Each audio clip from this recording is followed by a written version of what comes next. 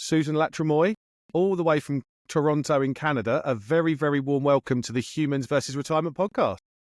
Thank you, Dan. It's a pleasure to be here with you. Susan, I can't wait to have this conversation. We've been speaking for 10 minutes or so before we hit record, and I kind of wish I would have hit record because there was some wonderful little nuggets in there. So hopefully we'll go back into what we were talking about. But I'm thrilled to have you on the podcast. Your business and work with Next Chapter Lifestyle Advisors, which I love that phrase, Next Chapter. We'll get onto that in a second. I think is wonderful, focusing on all of those non-financial elements of retirement. But Susan, I'm curious, how did you kind of come to this juncture now where you're at with Next Chapter Lifestyle Advisors, and why are you now focusing on those non-financial elements of retirement planning? Sure, Dan. Happy to tell you about that.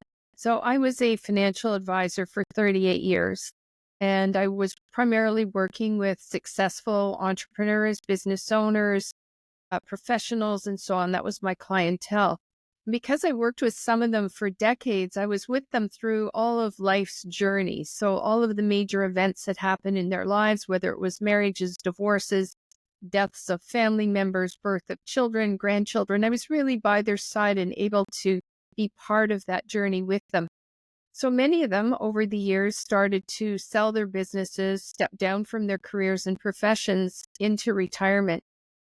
And what happened really shocked me. Many of them were not as happy as they thought they would be. And that sort of runs counter to what people think of in retirement. They think, oh, you've worked so hard, now you get to just kick back and relax, and it's going to be the most fun of your whole entire life. Well, what I experienced was exactly the opposite. Many of them were not as happy as they thought they would be in this next stage of life. For example, I had one client who was a business owner. He sold his share of the family business. In North America, everyone gravitates to Florida in the winter for sunny weather. So he was one of those. He had a beautiful home in a gated community in Florida, and he was an avid golfer. And I saw him in November when he left for his home in Florida, and his goal was to play as much golf as he could because he loved the game and he wanted to improve his shots. So fast forward, I didn't see him from November. He came back in May. We had our usual catch-up meeting to review his portfolio and his financial plan. And honestly, I was expecting to see a man exuberant, happy, tanned, just loving life. But instead, what I saw was this despondent, almost depressed, just deflated man. And I just couldn't believe it. I thought, what happened? What went wrong? And he said to me, first of all, I'm so bored with the same guys that I play golf with every single day. Secondly, I had expected my golf game to really improve, and it's no worse. It's no better. In fact, it's worse than when I left. And to boot, I played every day and I've injured my shoulder. It's kind of a repetitive strained shoulder injury. And, this story, he's not alone. This Alan client, he's one of the many, many stories and many, many situations that I experienced in working with my clients over these years. So I thought, I always prided myself to take a holistic perspective and wanted to be a holistically minded advisor throughout my career. But honestly, I thought my job was done when they had a financial plan, their estates were in shape, and they had enough money to retire comfortably. And I thought, no, this is not good enough. I need to also understand the life journey, the non-financial side of this transition. So that's what prompted me in the end to sell my wealth practice, which I did at the end of 2019. I didn't want to be in competition with any of the colleagues and the other financial advisors, so I knew I needed to step away from the financial side of the business, sold my practice, and then became certified as a certified professional retirement coach. And through that, through the organization Retirement Coaches Association, I had the good fortune of meeting my now business partner, Marianne Osher. She had been a retirement coach for the past 7 or 8 years. And together we formed Next Chapter Lifestyle Advisors. So that's how we got here. And that's where really that was a pivotal client that prompted me to realize that the future for clients and the future for me was not just doing number crunching and investments, but really digging in, help people dig into developing a plan for this next stage of life, this next chapter. I love those. This could be an impossible question to answer, but I'd love to try it anyway and ask you, in your experience doing both sides, so your experience kind of going, well, not trying to put words in your mouth, but this is kind of a numbers problem at the start, and then realizing probably pretty quickly, or maybe, that this is less of a numbers problem and now more of a human problem, as I say. Where do you think the real challenge lies for people, in that we tend to focus too much on the numbers?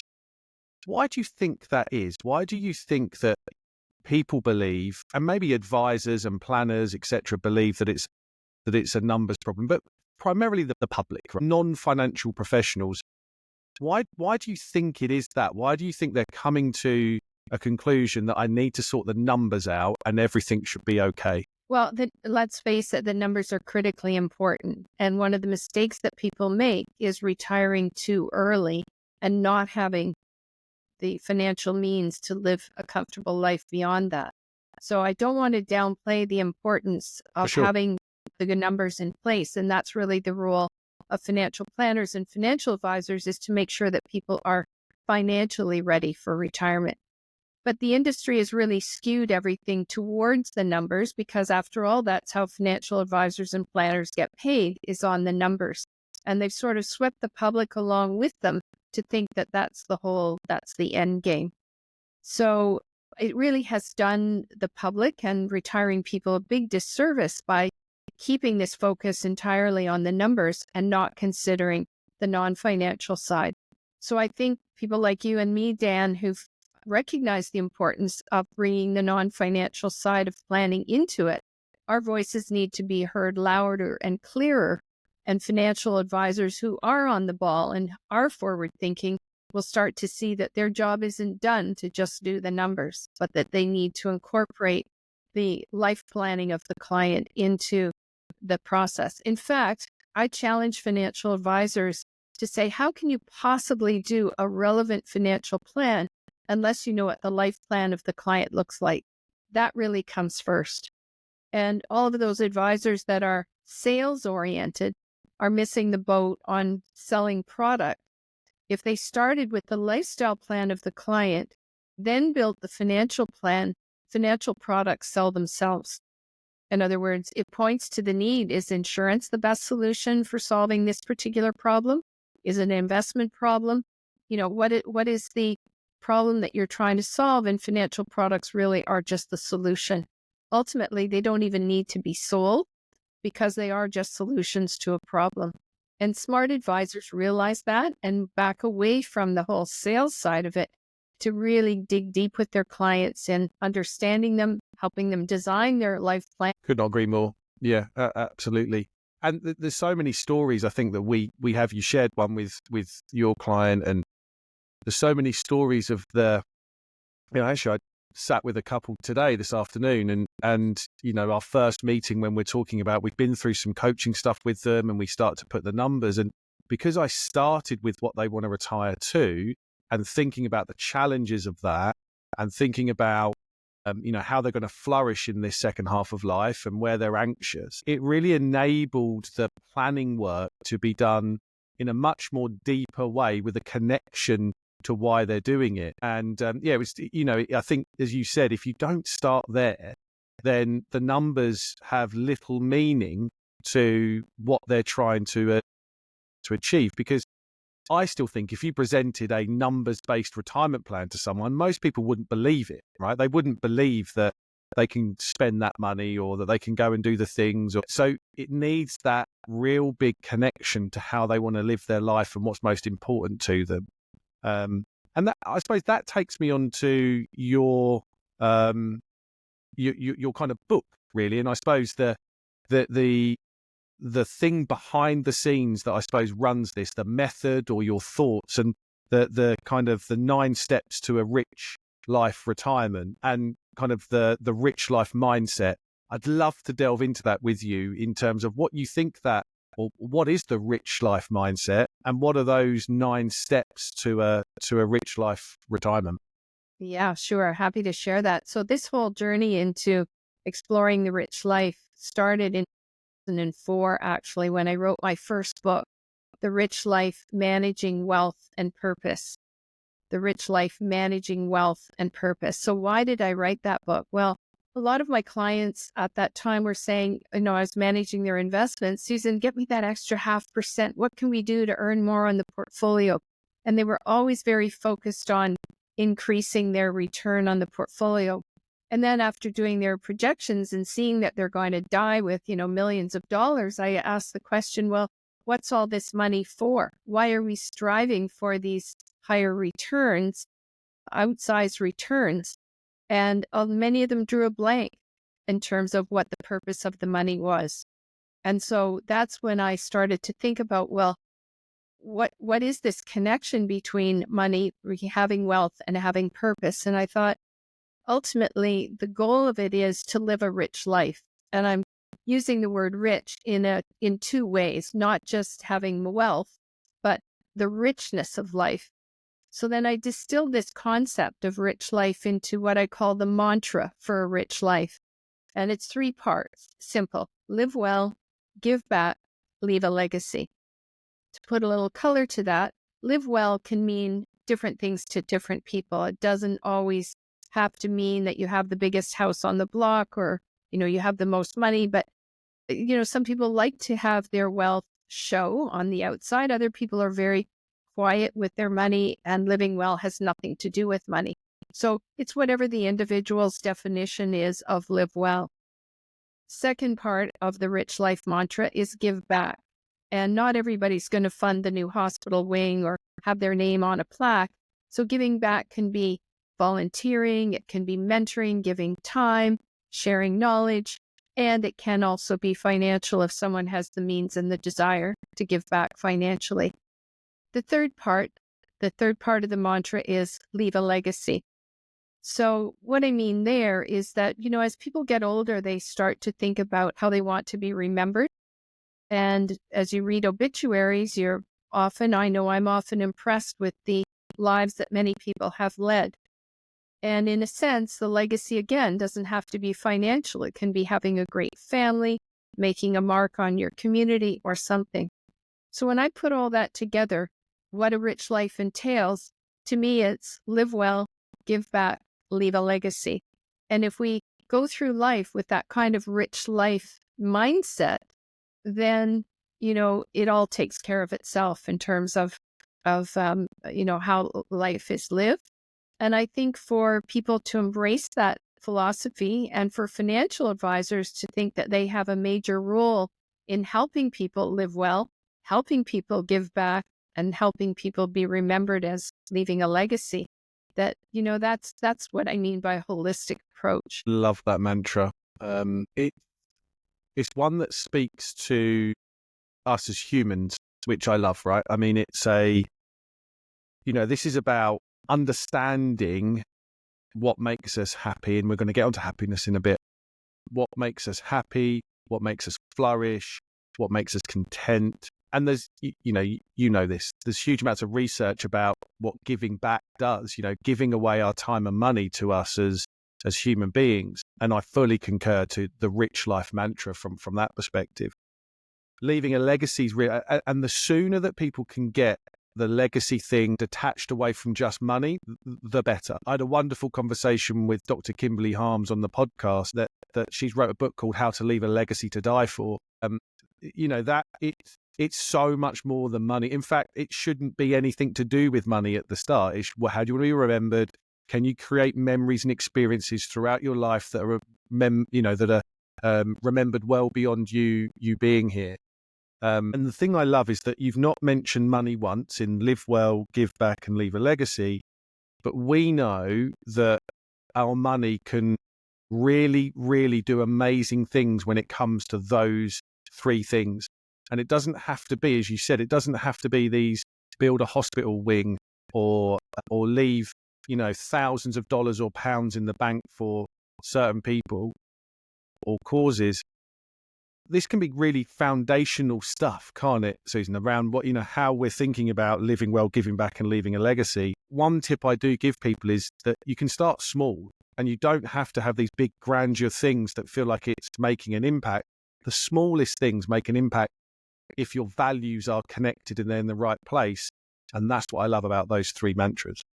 Yeah, exactly. And that's sort of what you're really pointing to is purpose. And, there's purpose with the capital P and then purpose with the small p. And so the capital P is for people that want to, save the rainforest or end world hunger or do something on a worldwide scale. But there's so much purpose with the small p. It's the everyday things that we can do, that people can do, whether it's helping out a neighbor or doing shopping for someone that's sick or walking the dog for someone in the hospital or whatever. I mean, these can provide a lot of meaning for people, and it doesn't have to be the big P purpose. It can be purpose with a little p. But I think, fundamentally purpose is a human need that we all need and want to be of good use to somebody or something. And without it, it's, as Richard Leider says, it's inner kill. We just wither up and die without purpose. So you touched on a good point there. Yeah. So with that mantra in mind, which I love, what are those steps then to that rich life retirement? Yeah, so we've developed a program for individuals and couples that want to plan that rich life, for their futures, and also for financial advisors to help them get there. And the program really starts with self-understanding and understanding what you want. I know that, when you say to somebody, when someone says, I'm going to retire, immediately they think, oh, you're going to volunteer at the food bank or you're going to travel and live in an exotic place. But, it's a very individual journey, and it's a different definition for each person's. Often that when we're in school, we take certain programs, we get railroaded into a career, and then we wake up at 55, 60, 65, not really knowing who we are without that identity of the business card or the role that we played in society or in our businesses or organizations. So the first step is really a deeper self-understanding. And when that becomes clear, then through a series of exercises we take people through to really think deeply about what they want and who they are, what lights them up, and so on. The combination of the assessment tool that we use for this deep self-understanding and then the deep dive discovery brings clarity. And that's really the launch point then to start to plan. So the next step really then is to use a template for the plan. Just like you would have a financial planning template, this is a template for your life plan. And we call it your happiness portfolio for retirement. Financial advisors, of course, will relate to the portfolio concept of portfolio. A good portfolio is both diversified and balanced. So a good happiness portfolio has diversification. You're not just doing all of one thing. And there's balance there between the various activities. So the happiness portfolio consists of 8 so-called asset classes or 8 areas of life. And they're all non-financial. The financial is a separate piece that the financial advisor or planner takes care of. But these are 8 areas of life, all non-financial. And then we work with clients to help them dig into each of those areas and to develop a plan if that area is of interest to them. One of the important ones for a financial advisor to know is what's going on in the professional asset class. Some people, when they retire, still keep working. They might work for income, or they might do consulting or contract work or work part-time. Well, as a financial advisor, I certainly want to know if that client then who's so-called retired is going to contribute to the portfolio because they're earning excess income, or whether they'll need to supplement their income from the portfolio. So the professional category, professional asset class, is very important for the discussion with the financial advisor. The others are maybe on a more personal note, and we wouldn't really expect financial advisors to talk about someone's emotional and spiritual well-being or even family relations, things like that, unless it's relevant to the financial picture. But there are these other areas that are really important for people to look at. And then once they've sort of done a deep dive into these 8 areas, come up with a plan, then it's very important to stay accountable to the implementation. Financial plan, you can get a beautiful binder, but you stick it in the bottom drawer and you never actually act on it. Same thing with the happiness portfolio. Once it's built, then it's important to be held accountable. So if you said, as part of your self-development, I'm going to go back and sign up for a university course, have you done it? If you're planning to do a volunteer work, maybe you need to dust off your CV and show the organization why you'd be an excellent volunteer. So these things that maybe it's going to the gym and losing 5 pounds. So whatever it is, you need to be held accountable for actually implementing it. And that's where a retirement coach or somebody that can work with you on this is very valuable. Well, what I really love about the happiness portfolio, we talked about kind of big P's, little P's, or, the purpose equation. Purpose is at the center of the happiness portfolio, right? And that's kind of, I think, the overarching thing that, many people really kind of go for. It's what's my purpose? What's my why? What's my, what am I looking to achieve? And those things around the edges, which I think are great, health and aging, professional, relationships, family, giving back, well-being, leisure, self-development. Without, I don't necessarily want to go into all of them, but what I'd really love is, in your experience working with people building their happiness portfolio, 2 questions. One, is there a section that gives people the most headache and most challenge when it comes to thinking about it? And is there a section that seems to kind of maybe light people up when it comes to thinking about building this portfolio? Oh, good question. I think one of the areas that can be problematic for people is the either primary relationship or family and friends, because a lot of people have difficult relationships, let's face it. Whether it's a marriage partner, retirement brings up a lot of changes in a spousal relationship. And so for some, it's a wonderful opportunity to maybe spend more time together to work on a shared passion or a shared vision for the future. But for others, it's actually a very difficult time in the relationship. And we know the statistics on what we call gray divorce, people splitting up at this time of life, which is often caused by either the masking of marital issues during their careers and during their life so far, or it's caused by a difference in vision of where they want to go in their future. And it takes them on 2 different trajectories. So sometimes the primary relationship is a difficult area, as sometimes is family and friends, where, perhaps some of the friends that you hung out with in high school are exactly who you need to be with at this stage of life. So that reorienting of who your family, who your close ones are, is sometimes problematic. I think one of the easiest ones for people, though, is the area of leisure, because we all have sports, activities, hobbies, things we love to do. And people often confuse leisure equals retirement or retirement equals leisure, but it's really one element of the happiness portfolio. But I think it's the one that comes most easily to people because they're either, they play golf or they play chess or bridge, or they have these other hobbies. And, almost everyone wants to travel and see the world in a different way. So I consider that part of leisure. I think that's the easiest one. And it's the fun one to think about too. Yeah. What's really interesting, actually, just thinking about my observations around that, I totally agree with you, actually. Kind of working with clients on this element, I think the changing dynamics of a relationship with your wife, husband, partner, whoever that is not discussed as much as it should. I mean, I've had several conversations with a couple, and one will say one, and one will say something, and the other one will look at them as if they've just literally met them for the first time. And it's, have you not had this conversation before? You've been married for 30 years, right?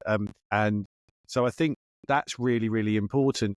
as our family and friends, and the changing dynamic of leaving work, where for men in particular, I think a lot of their primary friendships, in loose terms, exist.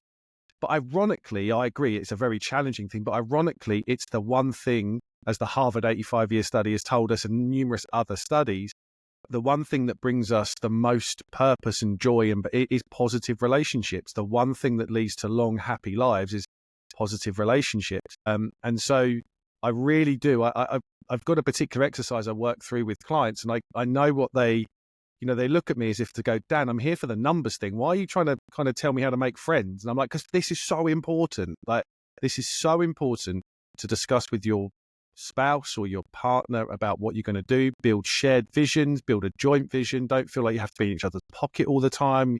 Listen to one another, hear one another out, talk to your immediate family, and understand that your social circle is going to change. You're leaving work relationships behind, but they're still at work. They're not going to have time to kind of see you and do all this stuff. And you're going to have to go and make new relationships for the first time, probably in 20, 30 years, which is a difficult thing to do. So I think it's really, really interesting that the hardest thing to do is probably one of the most important things to do when it comes to this phase of life. Is that something that you kind of think and observe? Absolutely, because as you say, many people's closest friends are the people they've worked with. But, the reason that they are close friends, obviously, is because the work has brought them together. And to your point about, they're still working and you've got all this time on your hands, there's kind of a mismatch of, time and opportunity and reason for being together. So, I think that forging new social connections is really key. And I know when we lived through the COVID days, that was very, very difficult for people. So it was kind of like a double whammy. Not only did they retire, but they also couldn't be out there forging new social connections as well. So unfortunately, hopefully those days are behind us. And we've seen the rise of many of the community clubs. The sport of pickleball has become popular. And I think a lot of it has to do with the bulge of people coming through this stage of life that are looking for ways to connect with others, to have these social connections that quite often are replacing the ones that they had through their working years. Yeah, totally agree. And actually on the flip side, I do, again, totally agree with you with the leisure comment. It's often the thing that people can write the most about and they can see what they're doing. But as you said, your story about your client, I think it's often the area that most disappoints in retirement as well is, I want to play golf and I want to do this and I'm going to travel and I'm going to, but it often is underwhelming to what people expect. And again, this kind of expectations minus reality equals happiness equation.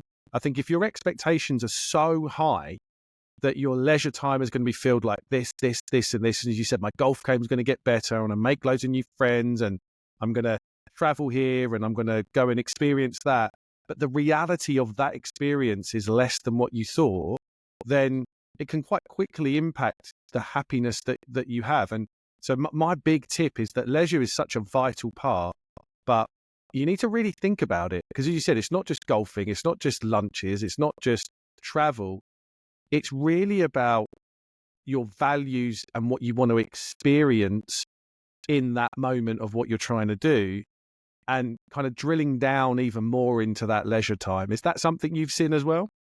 Yes, exactly. I mean, we all know that when you've been working really hard, you look forward to time off. But when you have a steady diet of nothing but time, it becomes kind of tiresome. There's another, I guess, phenomena at work here, and that's what we call hedonic adaptation.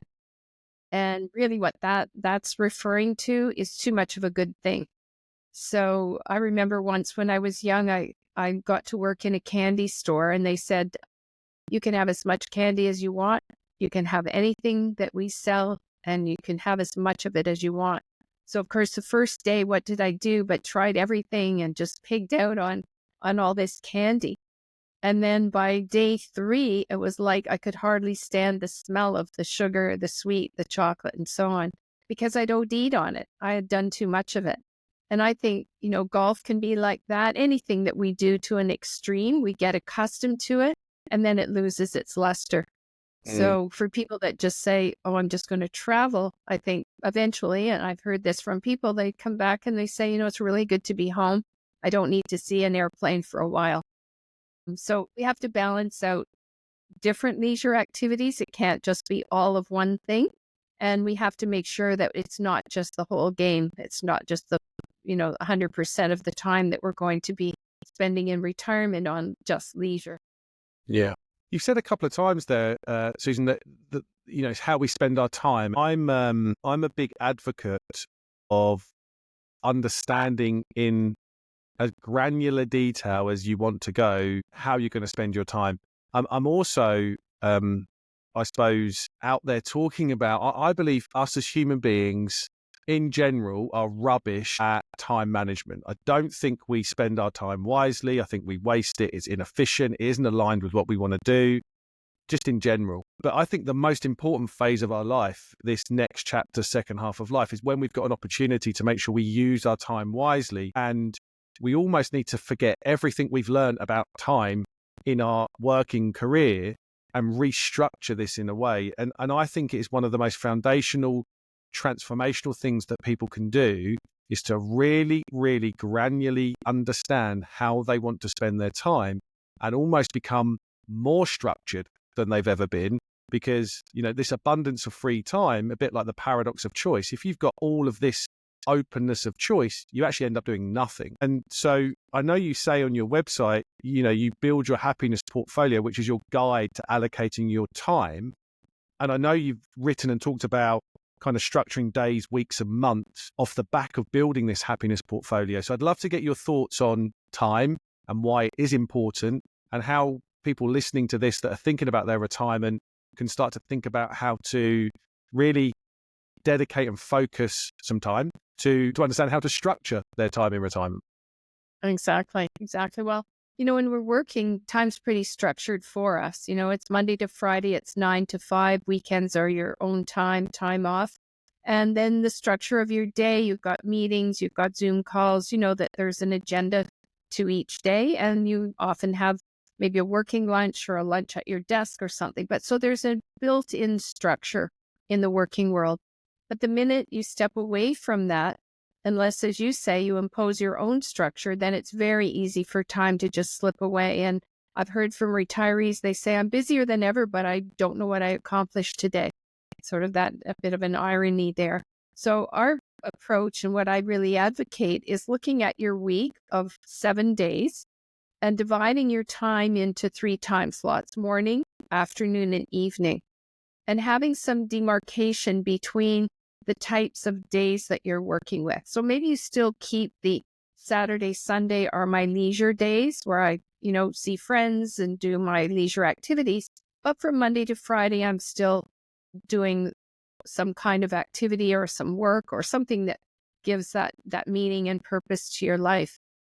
But it's so easy for people to say, oh, I'll just stay an extra hour in bed. And then lunchtime comes. Well, my afternoon's pretty light. Maybe I'll have a glass of wine with lunch. And then, cocktail hour starts early. And, it just sort of declines into a very sort of unhealthy, potentially, and kind of a wasteful existence. So in my view, having the plan for morning, afternoon, and evening for these various days of the week is a great way. And actually creating a calendar on paper or online that actually you can follow, and having a pattern that you follow, whether you meditate and work out in the morning and you go to the gym and then you start your day, or whether you take a break at lunch. I mean, it's very individual, but it's really important to replace that structure that the working world has imposed on you with a self-imposed structure. Certainly for a number of days of the week, it doesn't have to be every day structured, but I think it's pretty unhealthy to think of 7. Yeah, no, I agree.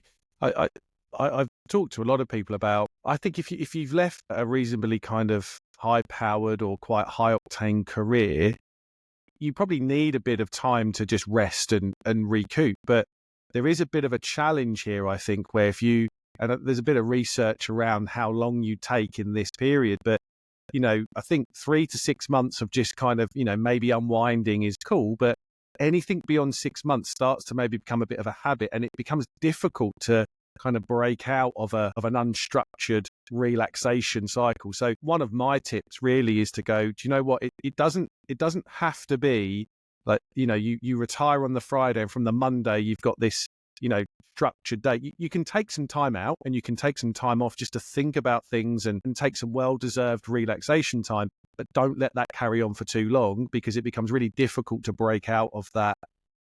Exactly. And so we like to think of that decompression period as the retirement honeymoon, Love honeymoon that. where you're just going, you're doing exactly what you want to do, no deadlines, no alarm clock. It's just, pure bliss. But as you say, it doesn't last forever. All honeymoons have to come to an end. So whether it's 3 months, 6 months, I think the longest time that we've seen for that retirement honeymoon phase is about a year and a half, about 18 months.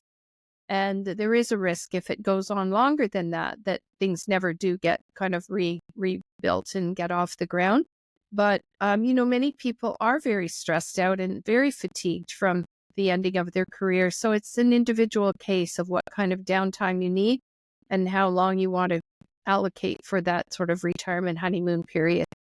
But, we know it does come to an end, and then that's where the rubber hits the road in terms of the plan. And, it's not just a short-lived plan that, if you retire at 65 and you have a life expectancy of even 85, which is still considered young these days, that's 20 years of life that's ahead of you.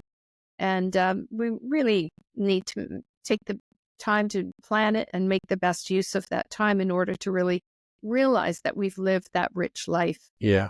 Do you see a challenge in your experience? And I've seen this and talked about this, but I'd love to get your views as someone who's experienced this working with clients on throughout your career, but both ends, financial and the coaching side. If there isn't a plan to how you're going to spend your time, I think it's very easy to feel like we fill the void with saying yes to pretty much everything that comes our way. There is a challenge as well that I do see from clients that I work with, that soon as their family members understand or believe they've got all this free time, that these family members start to ask more of them. Can you look after the grandchildren a little bit more because you're free, mum and dad, aren't you? You've got nothing on your plate. And I think a lot of people that end up just kind of saying yes to stuff put themselves in actually real jeopardy about how they're going to spend their time in retirement. So two things. Do you see that? And is a really good piece of advice to kind of understand what you don't want to do and kind of understand what you're going to say no to before it even comes your way. Exactly. Very important to know what you're going to say no to, because if you don't say no, you've basically said yes. And this is where there's really assumptions that are made on behalf of family members and others. They assume that since you're retired, you can do this, this, and this.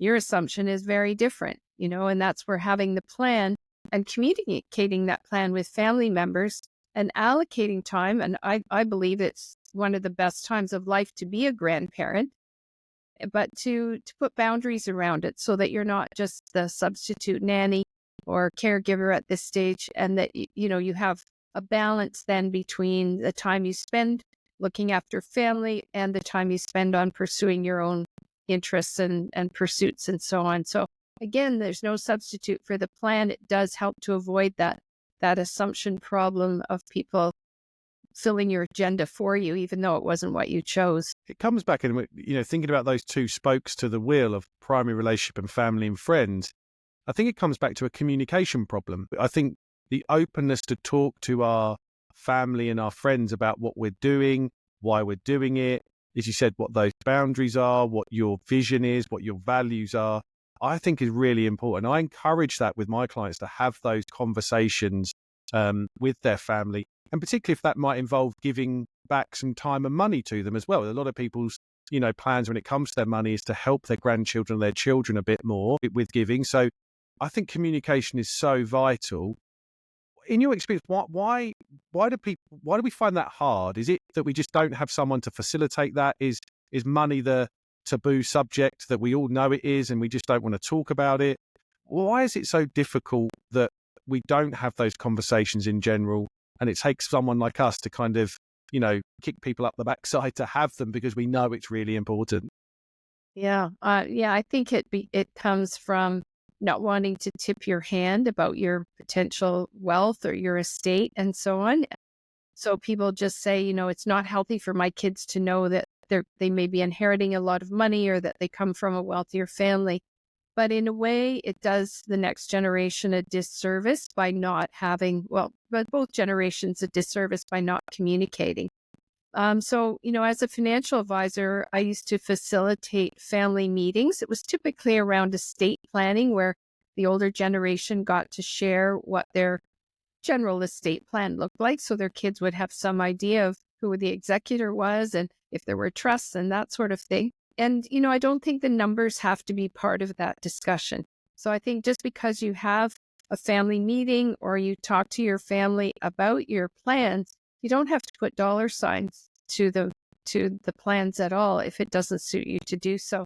But I think that's what holds people back is they think I don't want my kids to know how much money I have. And that's where the root of the problem lies on that one.